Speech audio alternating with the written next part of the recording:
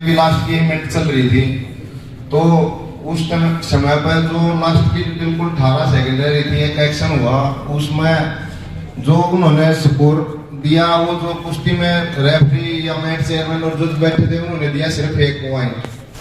तो 1 पॉइंट देने के बाद उसके कोच ने, जो मोहित का कोच था, उसने ऑब्जेक्शन किया। उसमें ऑब्जेक्शन करने के बाद वो फैसला गया ज्यूरी के पास।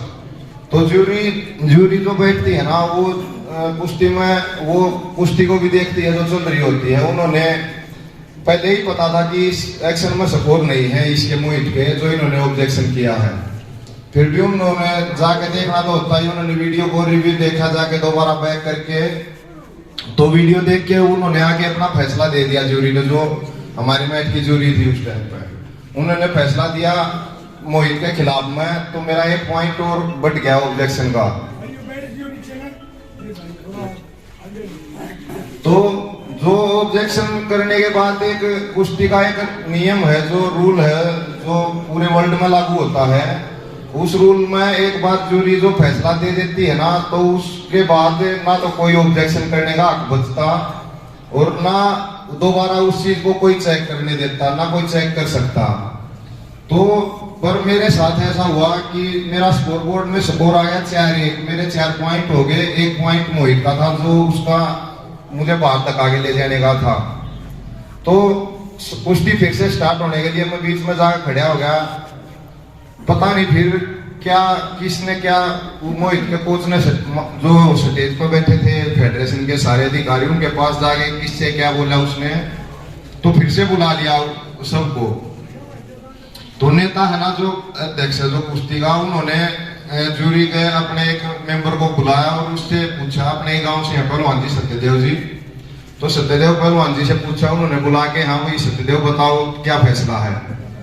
तो पहलवान जी ने, मुझे नहीं पता क्या उनकी वही मजबूरी रही, क्या उन्होंने अपना फैसला बताने की बजाय नेता को उन्होंने यही बोला कि जी मैं तो इसके गांव से हूँ। तो नेता बोला, वो भाई तू इसके गांव से तो तू साइड में हो जा। तो पर ज्यूरी में तो दूसरा मेंबर भी था, सत्यदेव से अलग वीरेंद्र मलिक था, उससे फैसला पूछ लेते जो उन्होंने दिया था। पर फिर वो जगवीर जो जिसके साथ ये सारा फिर बाद में घटना हुई, जगवीर दूसरे मैच पे ना, तो हमारे मैच पे था, वो ना हमारी ज्यूरी में था। वो दूसरे मैच पे कुश्ती हो रही थी बजरंग पुनिया और इनकी मौसम खत्रियर की, उस पे था, उसकी ड्यूटी उस पे थी। उसको ज्यूरी में ना तो किसी ने मेरे ख्याल तक कहीं उसको ना शामिल कराया, वो अपने आप ही आके उसमें शामिल हो गया और वो फैसला देखने के लिए, तो वीडियो देखने के लिए चला गया दोबारा। तो मेरे पहले शक हो गया था, हाँ ये जरूर कुछ ना कुछ गड़बड़ करेगा, क्यों उसने पहले भी 2-3 जगह कंपटीशन में ऐसे काम कर लिए। तो उसने आगे फैसला दिया कि इसका स्कोर है 3-3 कर दिया उसने। तो मैंने उसको फिर भी रिक्वेस्ट की, कोच साहब दोबारा चेक कर लो, ये कोई ऐसा तो है नहीं कि नेशनल अगले साल में फिर लड़ लूंगा। ये तो 4 साल में गेम से एक बार आते हैं, आपने पता ही है पूरे जीवन की मेहनत है मेरी, आप इसमें क्यों खराब करवाने लग रहे हो। तो तब भी उसने मेरे से यही बोला कि तू जा अपनी कुश्ती लड़ ले, ना तो 1 क्वेश्चन पॉइंट और हो जाएगा, कुछ इस तरह की बात कहेगा उसने।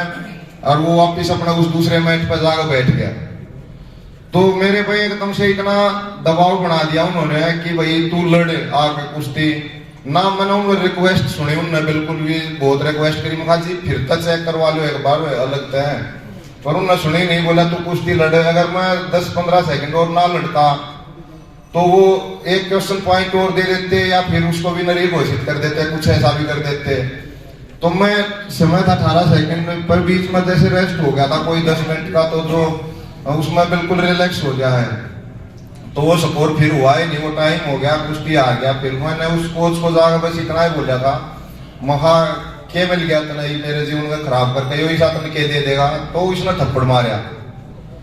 तो थप्पड़ मारने के बाद मैंने उसको वापिस मारे, पर है ना इस बात का ऊपर जो स्टेज पर फेडरेशन बैठी थी, उन्होंने बाकी फिर कोच थे जितने, वो सब बीच बचाव में आगे। फेडरेशन जो बैठी थी उसने बिल्कुल एक बार भी जैसे मेरी नहीं सुनी उनका, बल्कि ये होना चाहिए था भाई जो भी ये चीज हुई है इसकी दोबारा जांच करवाई था, भाई कुछ गलत होया तभी ये इतनी बड़ी बात हुई है। उन्होंने सीधा मुझे यही बोले कि तू जब भाई इसको लाइफ टाइम बैन कर दिया।